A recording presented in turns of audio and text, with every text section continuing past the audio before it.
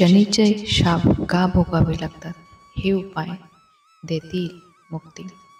नमस्कार मंडळी, स्वागत आहे तुमचं आपल्या आध्यात्मिक आणि जीवनदायी प्रवासात.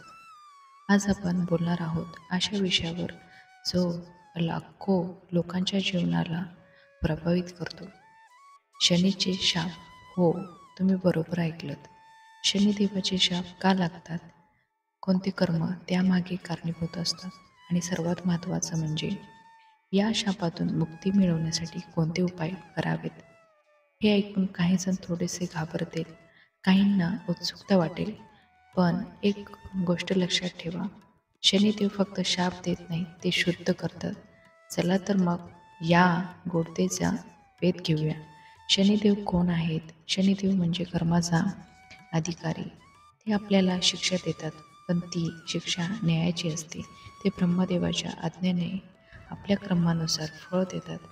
शनीची नजर जर कोणावर वळली तर त्याचा जीवनात वादळ सुरू होतात. आर्थिक संकट, वैवाहिक समस्या, आरोग्याचे प्रश्न, समाजात अपयश. पण हे संकट शाप म्हणून नाही तर शुद्धीकरणासाठी येते. शनीचे शाप का लागतात? आपण नकळत काही पाप करत असतो.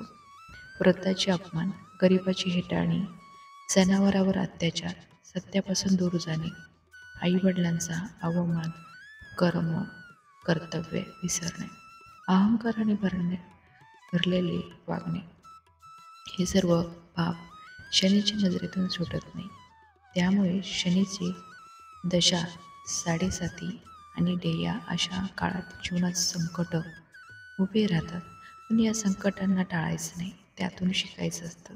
शनीचा शाप ओळखायचा कसा? शनीचा शाप किंवा प्रभाव असेल तर काही लक्षण सतत दिसतात. सतत अपयश, पैसा टिकत नाही, वाद विवाद, कोर्ट कचऱ्या, नोकरीमध्ये अडथळे, घरामध्ये तणावाचं वातावरण, शरीरावर सतत जखमा किंवा अपघात. हे लक्षण सांगतात की आपल्यावर कर्माचा परिणाम सुरू आहे आणि तो थांबवण्यासाठी काहीतरी बदल आवश्यक आहे. शनीच्या शापातून मुक्ती देणारे उपाय. चला तर आत्ता पाहूया शनीचा प्रकोप कमी करण्यासाठी काही प्रभावी उपाय. नंबर 1, शनिवारी उपवास आणि व्रत. शनिवारी काळे कपडे परिधान करा. संपूर्ण दिवस अन्न न खाता फक्त पाण्यावर उपवास ठेवा. संध्याकाळी शनी मंदिरात जाऊन तेल अभिषेक करा. नंबर 2, शनी मंत्राचा जप करा. ओम प्रा प्री प्रो स शनेश्वराय नमः हा मंत्र रोज 108 वेळा म्हणावा. शनिवारी जप केल्यास विशेष फळ मिळते. गरिबांना अन्नदान, वस्त्रदान शनीला सर्वात प्रिय आहे. सेवा, वृद्ध, अपंग, गरिबांना मदत करा. काळे उडीद तेल, भांडी दान करा. 4, जनावरांची सेवा. काळ्या कुत्र्याला किंवा गाईला अन्न द्या. कावळ्यांना अन्न टाका. हे सर्व शनीची कृपा मिळवण्याचे सोपे मार्ग आहेत. नंबर 5, पिंपळाची पूजा. शनिवारी पिंपळाच्या झाडाला पाणी घाला. नंबर 7 प्रदक्षिणा घालून दीप लावा. त्या झाडाखाली शनी मंत्र जपा. नंबर 6, हनुमान उपासना. शनीचा प्रभाव हनुमंत भक्तावर कमी होतो. हनुमान चालीसा रोज वाचा. मंगळवारी व शनिवारी हनुमान मंदिरात जाऊन दर्शन घ्या. नंबर 7, कालसर्प आणि पितृदोष शांती. कधी कधी शनीचे शाप पूर्वजांच्या पापामुळे असतात. त्यासाठी नर्मदा स्नान, पिंडदान किंवा तीर्थशास्त्र सेवा करावी. एक गोष्ट लक्षात ठेवा, शनी आपल्याला शिक्षा देत नाहीत, ते आपल्याला जागं करतात. ते आपल्याला कर्माची जाणीव करून देतात. म्हणूनच त्यांना न्यायाधीश मानलं जातं. शनी म्हणजे परीक्षा घेणारा शिक्षक आणि जो प्रामाणिक विद्यार्थी असतो त्याचं भविष्य उज्ज्वलच असतं. ही प्रेरणादायी कथा.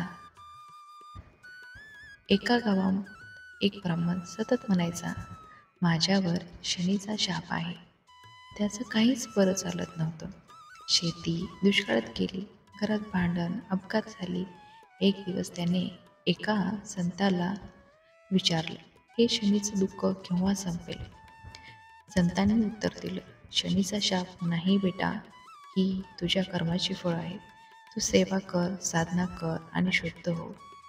त्याप्रमाणे मग दर शनिवारी अन्नदान सुरू केलं. हनुमान चालीसा वाचायला लागला आणि गरीब मुलांना शिक्षण दिलं. काही महिन्यातच त्याचं जीवन बदललं. शांती, समाधान, प्रगती. शनीला घाबरू नका, समजून घ्या. शनीच्या शापापासून मुक्त व्हायचं असेल तर आत्मपरीक्षण करा, सेवा करा, नम्रता अंगी बाळगा, कर्म सुधारायला सुरुवात करा. शनिदेव आपली परीक्षा घेतात, पण अंतिम यश देखील तेच देतात. तर मंडळी, जर हा व्हिडिओ तुमचं आयुष्य समजून घेण्यासाठी थोडा जरी उपयोगी पडला असेल तर लाईक करा, कमेंटमध्ये कमेंट करून तुमचं मत नक्की कळवा आणि हो, आपल्या चॅनलला सबस्क्राईब करायला विसरू नका.